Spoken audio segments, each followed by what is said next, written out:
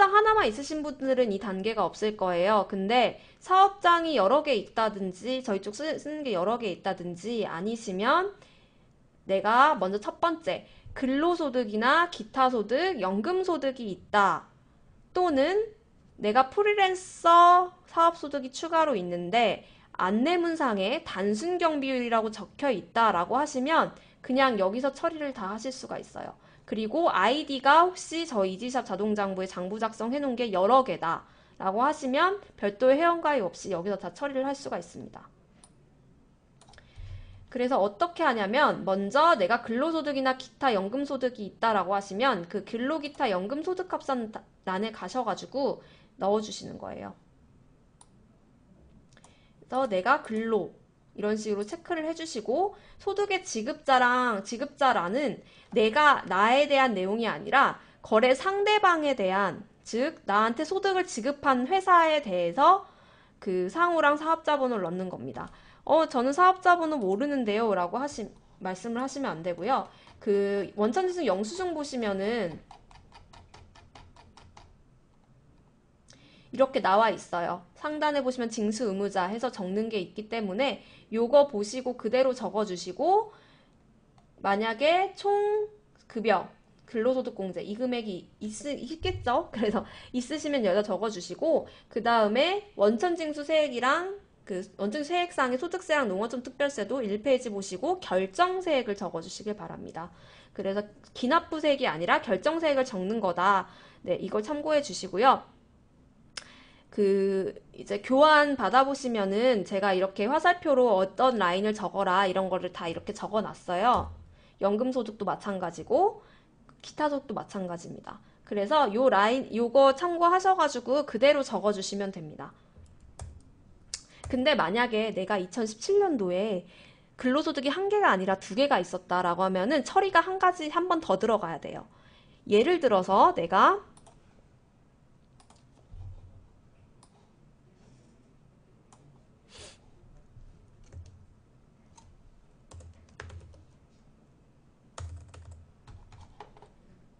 좀 크게 해야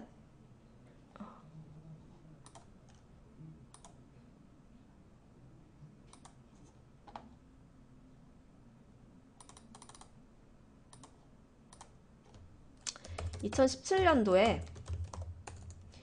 1사업장에 대한 총 급여가 5천만 원 있었고 그리고 근로소득공제가 제가 그냥 이거는 세법상 금액이 아니라 임의로 적을게요.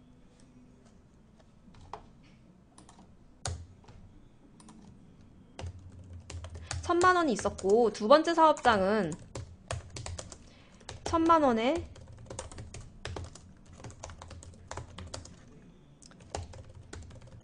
이렇게 있었다라고 하시면 많은 분들이 이제 실수하시는 게 뭐냐면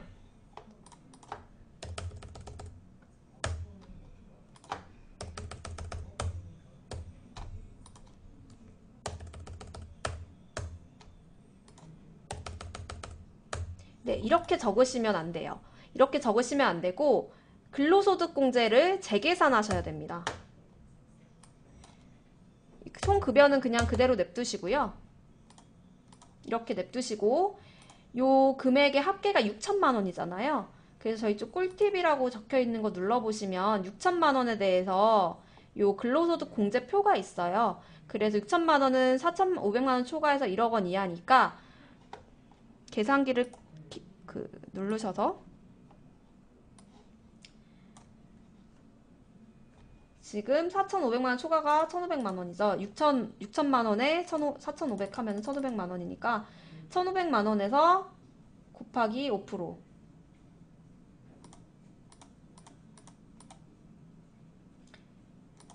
에 더하기 1,200만 원이죠.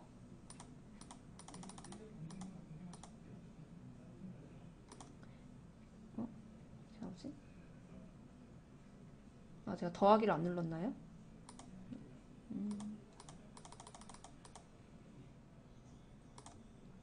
네, 이렇게 나오는 금액을 재계산하셔가지고 네, 이렇게 잡아주셔야 돼요. 그리고 소득세의 결정세액은 그냥 있는 거 그대로 적어주시면 돼요. 계산 다시 하실 필요 없습니다. 네, 이렇게. 그래서 똑같이 적어주시고, 그러니까 나머지는 다 똑같이 적는데 이 근로소득 공제만 재계산을 해야 된다라고 알고 계시면 되겠습니다. 그래서 이제 한 번 이 과정이 더 있고요.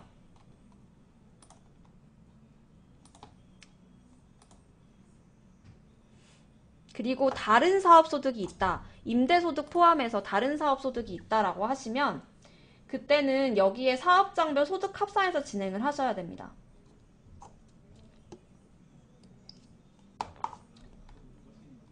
근데 여기서 이제 유형이 여러 가지로 나뉜다고 보시면 돼요. 첫 번째, 내가 만약에 부동산 임대업이 지금 이 다른 부동산 임대업 외에 사업소득과 사업자 등록증이 하나로 나와 있다라고 하시면 저희 쪽에서 신고가 안 되고요.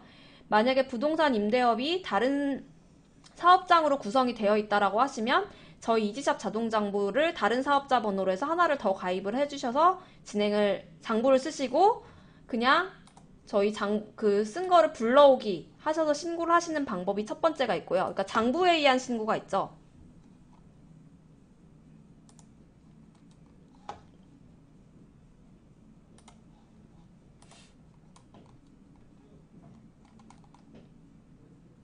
첫 번째, 장부에 의한 신고가 있어요. 다른 사업소도 또 다른 장부를 써서 신고를 할 수가 있습니다. 그래서 프리랜서 소득이던 이제 뭐 부동산 임대든 부동산 임대 외에 사업장이 여러 개 있든지 간에 상관없이 저희 만약에 장부를 다 그냥 사업장만 다 써서 신고를 하겠다라고 하시면 저희 이지샵 자동장부를 하나 더 가입하고 똑같이 장부를 다 쓰신 다음에 제가 지금 보여드린 아까 이 화면에서 저희가 주민번호별로 매치된다고 했잖아요. 그러면 그 사업장에 대해서도 종합소득 자료 입력이 자동으로 들어오니까 그냥 똑같이 소득합산 전 단계까지만 세무조정까지만 하시면 이렇게 불러오실 수가 있어요.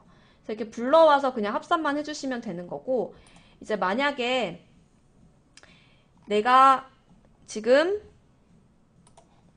사업장을 안 쓰고 지금 이제 장부를 안 쓰고 그냥 합산을 하겠다라고 하시면 기준경비율의 합산이랑 단순경비율에 의한 합산이 있습니다. 그래서 이제 장부를 쓰지 않고 합산을 하겠다라고 하시면은 근데 프리랜서 분들은 이제 보통 장부를 안 쓰시고 많이 합산을 하세요. 먼저 단순경비율 합산이 있는데요. 이 단순경비율 합산 같은 경우에는 어렵지 않습니다. 그냥 따로 아이디 만들 필요 없이 이 신규라고 놓고 내가 어떤 사업소득인지 선택을 하는 거예요. 네, 뭐 프리랜서면은 부동산 임대업 외이고요. 뭐 부동산의 소득인데 그냥 장부 안 쓰고 그냥 합산하겠다라고 하시면 임대업의 사업소득 입력해 주시는 거죠. 이런 식으로 하시고 이제 사업장이 있으시면 적으시고 만약에 프리랜서시면 그냥 개인 주소, 개인 거주지 주소 적으시면 되고요. 상호도 있으시면 적고 없으시면은 이제 프리랜서 분들은 개인 이름 적으시면 되고요. 사업자 등록번호도 있으시면 입력해 주시고 없으시면 프리랜서 같은 분들 없으시면 그냥 이 상태로 두시면 됩니다. 그리고 기장 의무는 지금 간편장부죠? 간편장부 대상자 그리고 여기에 보시면 축의 단순경비율을 누릅니다. 지금은 단순경비율이기 때문에 근데 혹시 여기서 기준경비율 분들은 누르시면 안 돼요. 기준경비율 분들 다르게 하는 방법이 있기 때문에 단순인지 기준인지 제가 아까 어디서 확인하라고 말씀을 드렸죠? 네, 신고 안내문에 있다라고 제가 말씀을 드렸습니다. 그래서 안내문 상에 네, PPT가 많아서 좀 위로 올라가네요.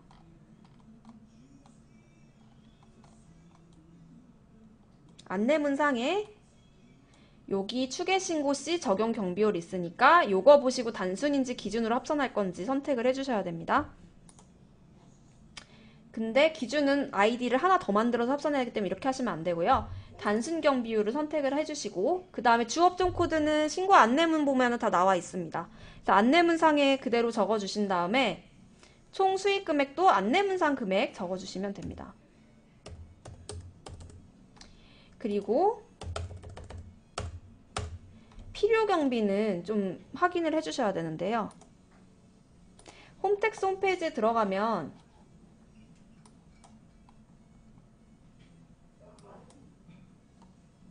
기준경비율이라고 있습니다.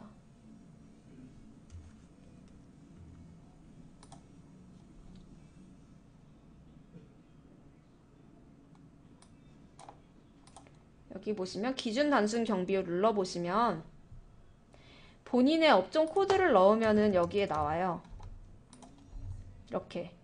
그래서 여기 보시면 단순 경비율, 일반율, 자가율 있는데 사업장이 별도로 있으면 일반율 적어주시고 그냥 사업장 없이 그냥 자택에서 하는 사업이다 하면 자가율로 적어주시면 됩니다. 근데 적어주는 게 그냥 거기에 그대로 적으라는 건 아니고요. 아까 전에 제가 여기다가 총 수익 금액 입력했잖아요. 여기 2천만원, 안내문상에 2천만원에 아까 89.4% 이거를 직접 계산기에 넣습니다.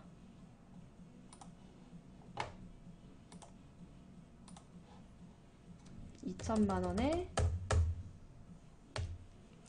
89.4% 하면은 1,700만원 나오죠. 1,788만원.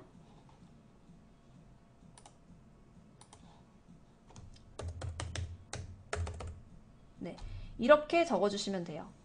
네, 이해하셨죠? 그래서 이렇게 확인을 하셔서 적어주시고 가세경 게시일이랑 종료일 있으시면 적어주시고 프리랜서 없으시면 2017년도 여기 1월 1일부터 12월 31일 공동사업자부 아니요 이런 식으로 해서 똑같이 그냥 저장해주시면 단순 경비율은 합산이 끝나요. 그래서 다른 사업장 있으시면 이해하셨죠? 첫 번째, 내가 장부를 썼고 저희 이지샵 자동장부에서 그 장부를 작성을 다 했어요. 그러면 그 장부 가셔서 다른 장부 가셔서 결산하시고 저희 종합소득 자료 입력을 세무조정 단계까지만 하세요. 그리고 그 아이디는 로그아웃 하시고 다시 오셔서 그냥 불러오기, 아이디만 불러오게 하시면 됩니다. 이런 식으로 나와요, 자동으로. 근데 만약에 내가 저희 장부를 하나도 안 썼는데 합산 대상 그 추계신고 시 적용 경비율이 단순 경비율이다 하면은 방금 나온 대로 입력을 해주시면 됩니다. 그러면은 케이스가 마지막 케이스가 나오죠. 어떤 케이스냐면 기준 경비율 케이스가 나옵니다. 네, 기준 경비율 케이스는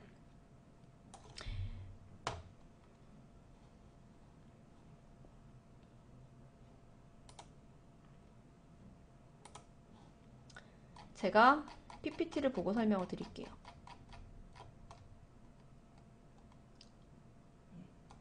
기준 경비율은 조금 복잡할 수도 있는 게 왜 그러냐면은 그 중간에 아이디를 하나를 더 만들어야 돼요. 그래서 내가 만약 장부를 안 쓴다고 하더라도 아이디를 하나 더 만들어야 됩니다. 그래서 그게 조금 복잡해요. 나는 장부 안 쓸 건데요 해도 기준 경비율 하시는 분들은 반드시 회원가입을 한 번 더 하셔야 돼요. 그래서 회원가입을 이렇게 해주시면은 네, 회원가입 하라고 하면은 어떤 질문이 있냐면은 저 주민번호로 이미 하나 가입해서 가입 안 되는 거 아니에요? 이렇게 물어보시는데 저희 이지샵 자동장부는 주민번호로 매치하는 게 아니라 사업자 번호별로 매치해서 그 얼마든지 개인도 사업장 여러 개면 가입하실 수가 있거든요. 그래서 그냥 회원가입을 해주시되 프리랜서 사업소득은 사업자 번호가 없으니까 그냥 개인으로 회원가입 해주시면 됩니다. 사업자 번호 없이 회원가입도 저희 쪽에 할 수가 있거든요. 가입을 해주시고 그 다음에 다른 아이디로 로그인해서 정보 등록이 있습니다. 그래서 이 정보 등록 같은 경우는 그 어떻게 하시냐면 정보 등록 메뉴 상단에 가셔가지고 회원 정보에서 주민번호 완성시켜 주셔야 돼요. 회원 정보 들어가셔서 완성하시고 사업장 정보 오셔서 입력하시는데 만약에 내가 프리랜서다라고 하시면 사업장 주소랑 관할 세무서를 거주지 걸로 입력하시면 됩니다. 그리고 업종 코드는 사업 안내문, 종합소득세 신고 안내문 상에 그대로 입력해 주시면 되고 개업일자는 이제 있으시면 적으시고 프리랜서 없으시면 2017년도 1월 1일로 입력해 주시면 되고요. 프리랜서는 일반 과세자 면세로 입력하시는 거고 나머지 사업자분들은 과세로 체크해 주시면 됩니다. 그리고 자동장부 유형 이거를 주의하셔야 되는데요. 만약에 합산 지금 하시는 분이 복식장부 대상자, 나 복식장부 대상자라고 복식장부 선택하시면 안 되고요. 간편장부로 무조건 선택을 해주셔야 돼요.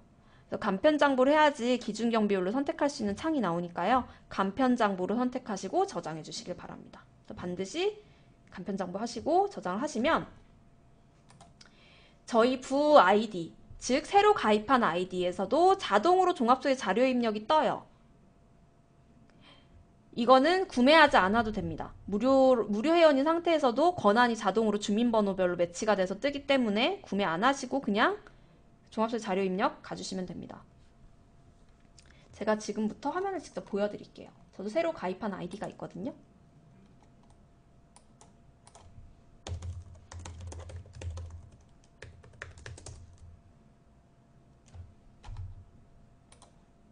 기준경비율 대상이다 하면은 나머지 다 하시고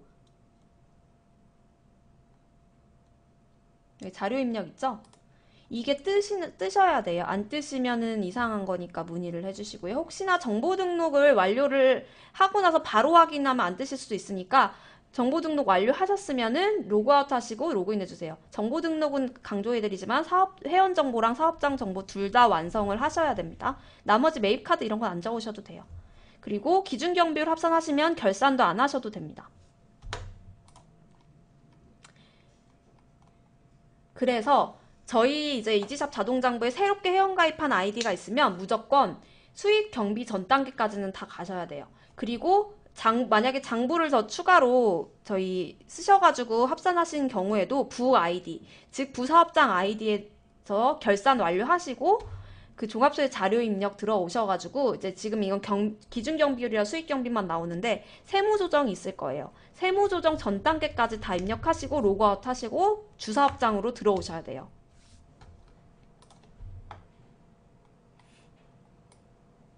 그래서 신고 유형, 신고 준비 들어가면은 이제 아마 주사업장, 부사업장 다 뜰 거예요. 이렇게 프리랜서 아이디까지 다 뜬 거 확인하고 다음 단계로 넘어가시면 됩니다.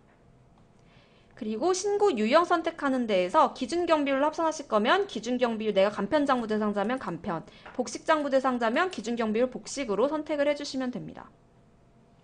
해주시고 사업장이 2개 이상 또는 사업소득 외에 다른 소득 있습니까? 얘를 체크를 해주시면 되고요.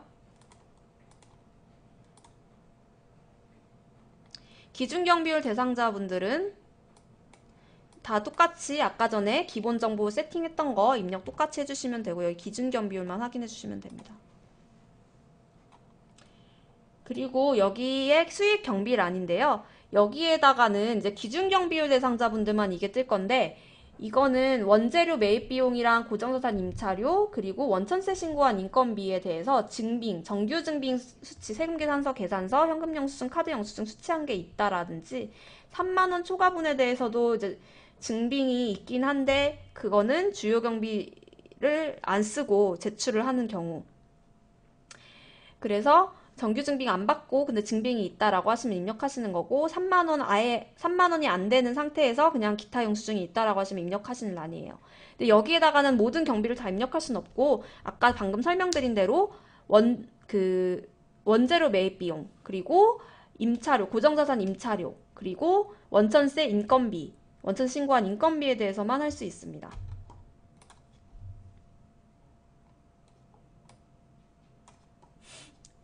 이렇게 하시고 다음으로 이제 입력하시고 넘어오시면은 총 수익 금액이에요.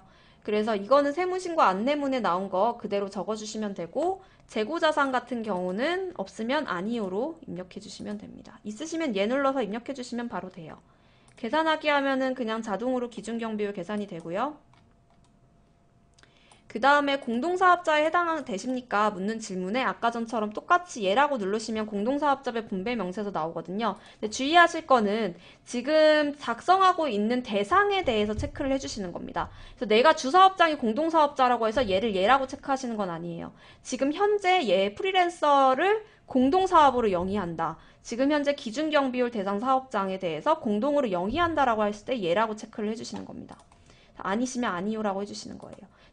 지금 현재 질문은 모두 해당 사업장에 대해서 체크를 해주셔야 됩니다.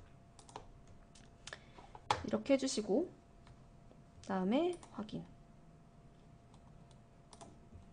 그래서 이렇게 모든 합산은 다 합산까지만 오시고 부사업장 아이디 로그아웃 하신 다음에 주사업장으로 다시 로그인을 합니다.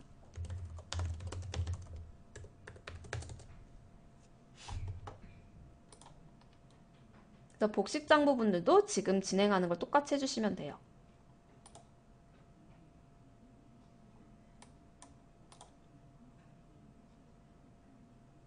네. 그래서 이렇게 아이디를 불러올 수가 있습니다. 기준경비율로 아까 아이디 새로 만든 거 불러와서 기준경비 이렇게 자동으로 뜨는 거 보이시죠? 이렇게 한 다음에 다음 하면은 합산이 됩니다. 그리고 합산 있으시면 여기다 아까 입력하는 거 설명드렸고, 그 다음에 이 결손공제인데요. 이 결손공제에서 이제 여기는 만약에 내가 2016년도에 2월 결손 그 종합소득신고서 13페이지를 봤는데 2월 결손금 명세서에 뭔가 금액이 적혀 있다라고 하시면 여기다가 기재를 해주셔야 돼요. 그래서 부동산의 사업소득인지 부동산 임대 외의 사업소득인지 구분하셔가지고 적어주신 다음에 저장을 해주세요. 그래서 있으시면 적으시고 없으시면 그냥 다음으로 넘어가시면 됩니다. 그래서 있으시면은 이게 이제 내년도에 또 종합소득 신고하실 때 혹시나 이렇게 플러스 금액이 나오면은 요렇게 적으시면 그대로 있는 것만 적어주시면 어떤 식으로 되냐면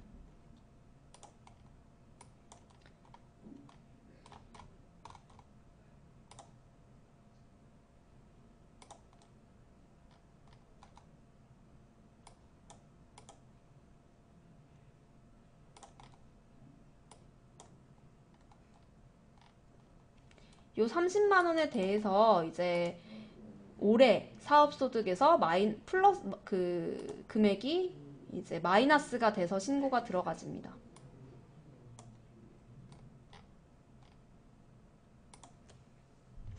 그래서 마이너스가 돼서 들어온 걸 확인해 주시고 그 다음에 나올 금액은 이제 그렇게 되면 소득 금액이 확정이 되는 거예요. 소득 금액이 확정이 되면은 소득공제 단계로 넘어옵니다. 소득공제는 사실 저희 쪽 연말정산 해보셨으면 어렵지 않게 하실 수 있고요. 그냥 체크만 해주시는 부분이라서 크게 설명드릴 건 없을 것 같아요. 그래서 내가 혹시나 받을 수 있는 공제 대상이 있는지 확인은 공제 대상 안내 누르셔가지고 해당 사항이 있으시면 입력을 해주시고요.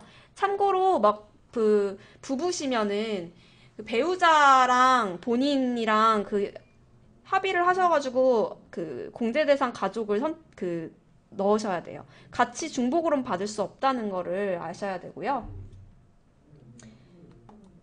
그리고 세대주시면 반드시 세대주를 선택을 하셔야지 받을 수 있는 공제도 있으니까 세대주를 선택을 해주세요.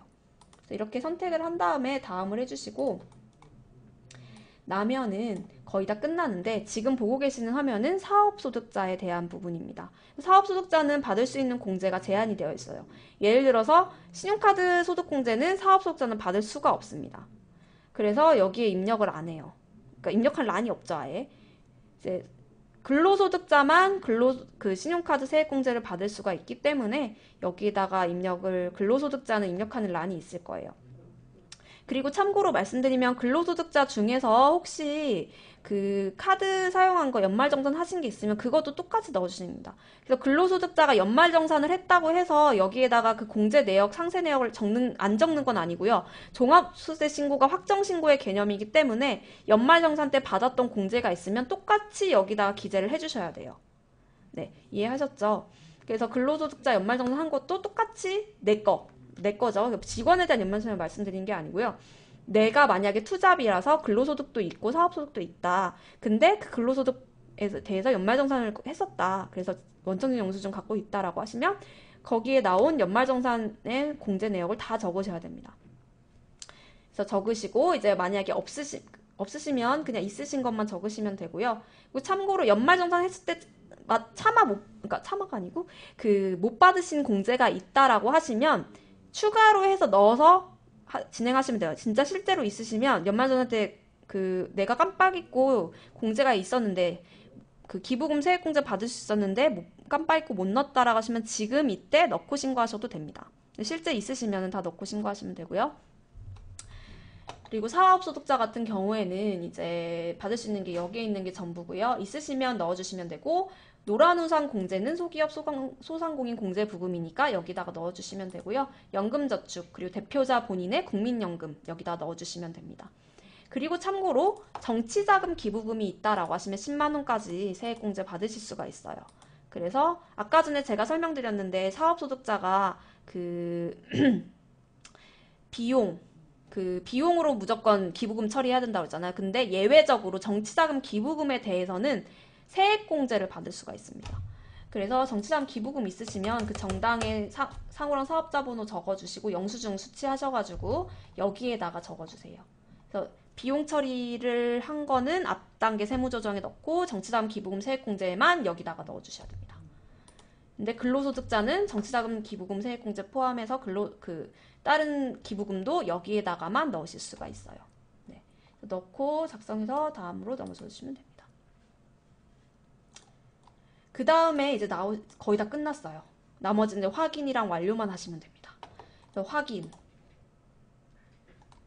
하고 이렇게 나와 있는 이 지금 저는 아까 전에 다 눌러봐서 완료로 되어 있는데 고객님들은 확인하기, 확인 뭐 이렇게 나오실 거예요. 그렇게 나와 있는 걸 보시고 그냥 확인만 진행을 해주시면 됩니다.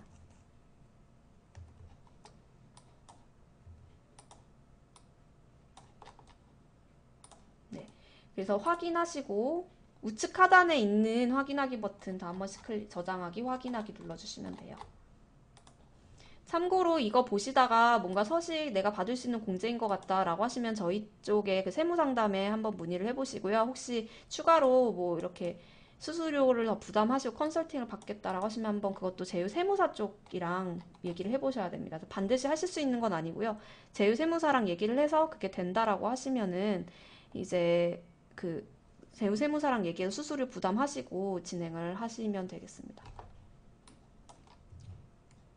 한 가지 또 팁이 저희 종합소득세 신고가 서식이 되게 확인하는 게 많아요. 그래서 지금 저처럼 제 컴퓨터처럼 해상도를 이렇게 낮게 이렇게 해상도가 달라지면 저장하기 버튼이 안 보이는 경우가 간혹 있더라고요.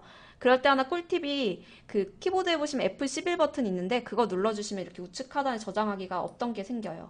그래서 뭔가 안 넘어간다라고 하시면 반드시 저장하기를 안 하신 거라서 서식에 이 저장하기 버튼 한 번씩 확인을 해주세요.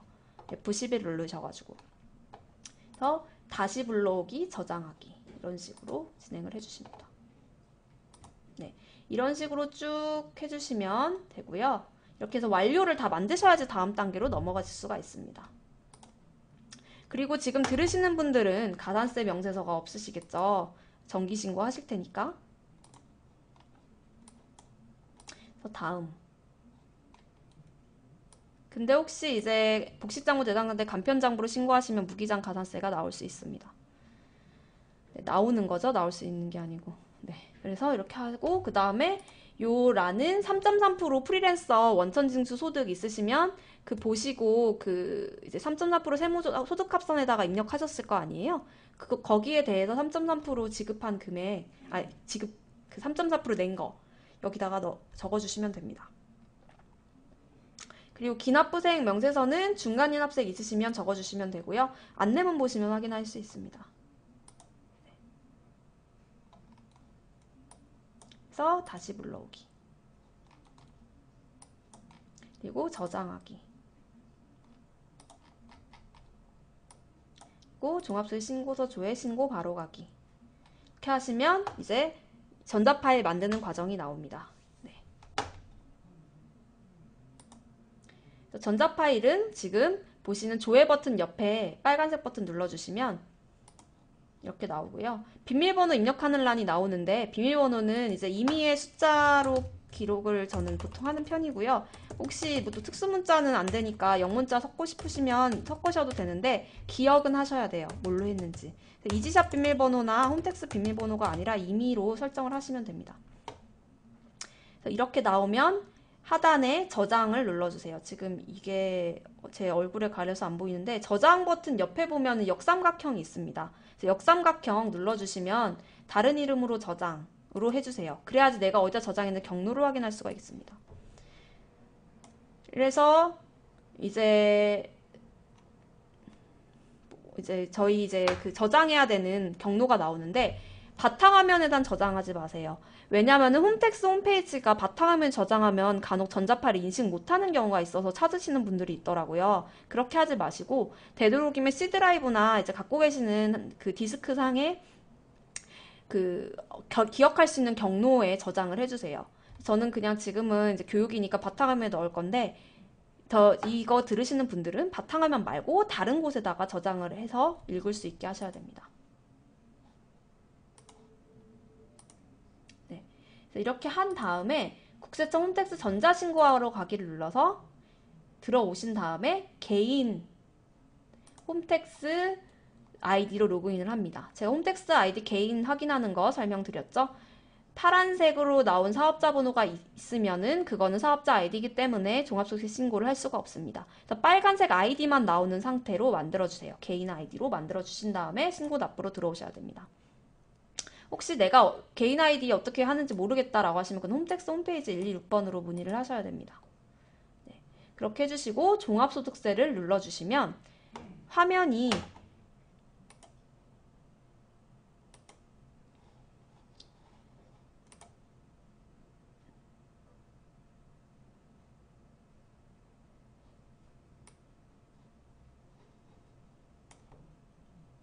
어떤 화면이 나오냐면요.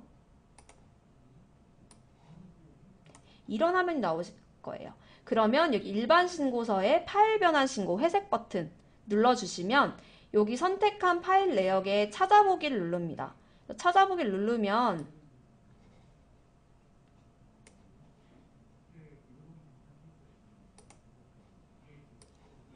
잠깐 지나갔는데 경로를 선택하는 화면이 나와요. 경로를 선택하고 나면은 이게 어떻게 나오냐면 요 아래 이렇게 파일이 뜨고 아래 파일 형식 검증하기가 뜹니다. 파일 형식 검증하기 누르면 아까 전에 제가 1, 2, 3, 4, 5, 6, 7, 8 같은 숫자 비밀번호 입력하는 란 나온다고 기억하라고 말씀을 드렸잖아요. 그래서 숫자 비밀번호 입력을 해주시고요. 비밀번호 입력을 맞게 하면은 이제 정상적으로 진행이 되는데 안 되면은 파일 복호화에 실패하였습니다 이렇게 나올 거예요. 그래서 비밀번호가 기억이 안 나시면 다시 전자 파일을 생성해 주셔야 돼요. 그래서 이렇게 해주시고 그 다음에 검증 결과 확인 누릅니다. 검증 결과 확인을 눌러서 내용 검증 납세할수가 1이라고 뜨면은 정상 그 파일 형식은 정상인 거예요. 근데 혹시 오류가 뜨시면 그때는 저희 쪽에 문의를 해주셔야 됩니다. 근데 문의를 하실 때는 그냥 오류가 나와요 이렇게 해주시면 저희도 확인할 바가 없어요. 그래서 오류가 나오면은 여기 오류를 클릭을 하시면 오류의 풀 메시지가 나옵니다. 뭐 홈택스 아이디와 다릅니다. 뭐 이런 식으로 문장 형식으로 나오는데 그 문장을 되도록 다 적어가지고 저희 쪽 우측 상단에 보시면 장부사용 문의가 있습니다. 여기에다가 문의를 좀 남겨주시면 저희가 확인하고 바로 답변 드릴게요. 그래서 오류를 정확하게 말씀을 해주셔야 저희 쪽에서도 정확한 답변이 가능하다는 거를 말씀을 드리겠고요. 종합소득세 신고하실 때 그 프로그램 때도 마찬가지예요. 메뉴명이랑 오류 팝업이 나오면 그 팝업에 대한 설명을 정확하게 저희한테 말씀을 해주셔야 됩니다. 그 다음에 이제 이렇게 하면 끝이 아니라 내용 검증하기 누르셔야 돼요.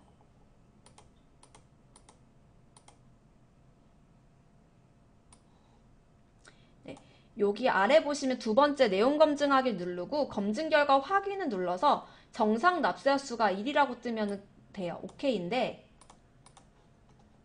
이렇게 1이라고 뜨면 오케이인데 또 오류가 또 뜰 수가 있어요. 내용 검증할 때도. 그러면 마찬가지로 오류 메시지 정확하게 적어서 저희 쪽으로 문의를 주시고요. 정상 납세수 1이라고 뜨면은 세 번째 전자 파일 제출 이동이라고 적혀 있는 걸 누르실 수가 있게 될 거예요. 그래서 이렇게 누르면은 화면이 다른 화면으로 전환이 됩니다. 그래서 전자신고는 지그재그 역 W자로 간다고 보시면 돼요. 파일 형식 검증하기, 검증 결과 확인, 내용 검증하기, 검증 결과 확인, 그리고 전자 파일 제출 이동 해서 전자 파일 제출하는 화면으로 넘어오시는 거고요. 아이고, 뭐지? 네, 유튜브가 갑자기 떴네요. 잠시만요. 네.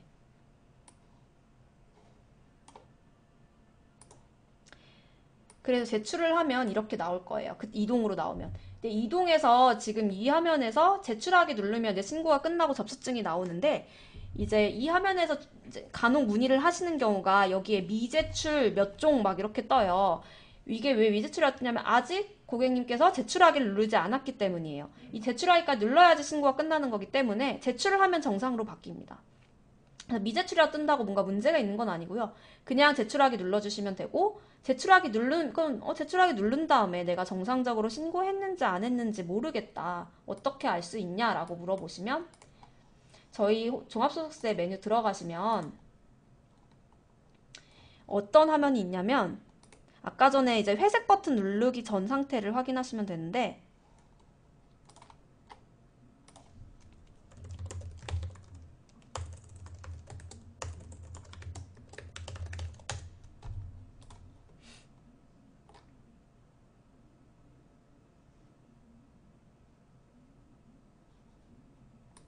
여기 보시면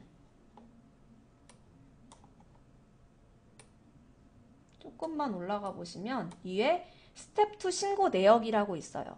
이걸 누르면은 내가 신고를 제출한 신고서를 보실 수가 있습니다. 그래서 여기서 신고서랑 뭐 기타 부속 서류랑 이런 걸 다 보실 수가 있기 때문에 접수증까지 완료하신다, 미제출이라고 뜨신다고 걱정 안 하셔도 되고요. 제출하기까지 누르신 다음에 접수증 받으시고 스텝 2 신고 내역 들어가셔서 신고 정상적으로 됐는지 확인할 수 있습니다. 그리고 이제 스텝 2 신고 내역이 들어가셔서 부속 서류 뭐 제출 여부가 N으로 되어 있어서 이상하다라고 하시는 문의가 있는데요. 거기 그 신고서 정상이라고 적혀 나오는 쪽 클릭하면은 신고서 제출한 거랑 부속 서류도 다 나와요. 그래서 그 부속 서류가 다 있으면 문제가 없는 거예요. 그래서 N이라고 적혀 있다고 또 이상하다고 생각 안 해주셔도 되고요. 저희 쪽에 전자신고 한 게 정확하게 들어갔는지 그렇게 확인을 해주시면 되겠습니다. 네, 그래서 전자신고까지 하는 거를 지금 쭉 설명해 드려서 소득합산까지 더해서. 그래서 이제 간편장 부분들은 이제 그 강의를 다 완료를 했다라고 보시면 됩니다. 자, 이제부터 복식장부를 할 건데, 혹시나 간편장 부분 중에서 단순경 비율, 기준경 비율 그냥 신고를 하시겠다라고 하시면 이제 어렵지 않아요. 그냥 아까 전에 기준경 비율은 혹시 기억나시나요? 기준경 비율은 제가 수익경비까지 단계까지 해드렸어요. 그래서 수익경비 하신 다음에 그 소득공제랑 세액공 입력하시는 거 그거 그 방금 전에 했던 거랑 똑같이 입력하는 란 나오고 그 뒷단계도 다 똑같거든요. 그래서 기준경 비율은 화면이 그렇게 돼요. 그 합산하셨던 것처럼. 그렇게 되기 때문에 기준경 비율은 따로 설명드릴 필요는 없는 것 같아요. 소득 합산 단계에서 기준경 비율이랑 그냥 이 사업장 하나에 대해서 기준경 비율 하신 거랑 똑같이 진행되거든요. 그래서 이거는 기준경 비율은 추가로 설명 안 드려도 될 것 같고, 혹시 단순경 비율로 신고를 하시고자 하시는 분들은, 그러니까 이거는 어떤 경우냐면 내 사업장에 대해서 그냥 저는 그 장부 쓰기가 힘들어서 단순경 비율로 신고하겠습니다.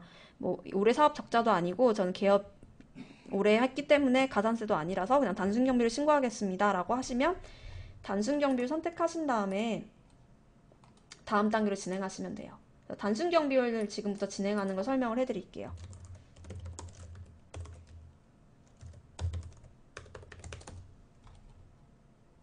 지금 혹시 화면 보셨나요? 이런 경우가 어떤 경우냐면 저희 쪽에서 이제 마감이 돼버리면 수정을 못해요. 그래서 마감을 해제를 또 하셔야 되거든요. 마감 해제는 신고서 자동 생성 들어오셔서 요 회색 버튼이 있어요. 요것만 눌러주시면 수정하실 수 있습니다. 참고로 부가세 신고할 때 공제를 못 받은 공제를 이제 부가세 신고할 때 공제 대상은 아니었지만 종합소득세 신고할 때 비용 처리할 수 있는 것들 있잖아요. 그런 것들은 이제 저희 쪽 간편장 비용에서 부가세 0으로 해서 입력을 다 하실 수가 있습니다. 그래서 입력을 하시고 신고를 하시면 되겠습니다. 네. 그렇게 해주시면 되고, 또 하나 당부드리고 싶은 게, 지금 강의를 들으시는 분들은 아마 이제 저희 쪽 프로그램에 관심이 다 있으신 분들이기 때문에 15일 이전에 이 강의를 들으실 거라고 저는 믿고 있어요. 그래서 15일 이전에 신고를 되도록 다 완료를 해주세요. 홈택스까지. 그리고 신고가 끝나더라도 내가 15일 이전에 얘를 제출을 하더라도 혹시 잘못된 게 있으면은 다시 전자 파일 만들어서 제출해 주시면 31일 이전에만 제출해 주시면 그것도 정기 신고거든요. 그래서 최종적으로 제출한 신고서가 효력이 있기 때문에 무조건 15일 전에는 신고 프로그램 한번 쭉 돌려서 제출을 한 번이라도 해주세요. 그래야지 문제가 없고, 이게 이제 신고 기간이 임박하면 임박할수록 문제가 저희 쪽 전화 문의도 너무 많고, 이제 홈택스 자체에서도 이제 상담을 하면은 아마 전화가 잘 연결이 안 될 거예요. 그러면은 서로 이제 이제 신고가 불안불안해지고 막 오류 나오고 막 이러면은 정신 없어지고, 제일 문제가 24일 날 제출을 하셨는데 오류가 나왔는데 홈택스 확인을 해야 되는 오류가 나와요. 그러면은 이, 31일까지죠. 30일 날 이제 오류를 확인을 해요. 그러면은 이제 홈택스 확인해야 되는 거면 하루 만에 답변이 온다는 보장이 없거든요. 홈택스에 저희가 보내더라도. 그렇기 때문에 30일 날 제출하는 거는 안 하셨으면 좋겠어요. 최소한 그 전주라도 제출을 하셔서 정상 통과를 시키셔야지 문제가 없어요. 그래서 이 강의를 들으시는 분들은 15일 전에 반드시 전자신고까지 제출을 해주시길 바랍니다. 그리고 수정하실 게 있으시면 수정 방금 전에 해제하는 거 보여드렸죠? 해제하시고 수정하신 다음에 요 전자파일 다시 수정하신 거 만드셔가지고 제출하시면 마지막에 제출한 게 정기신고다. 네. 그래서 31일 날엔 언제든 다시 제출하실 수 있으니까 참고해 주시고요. 단순경 비율이 어떻게 진행되는지만 지금 보여드릴게요.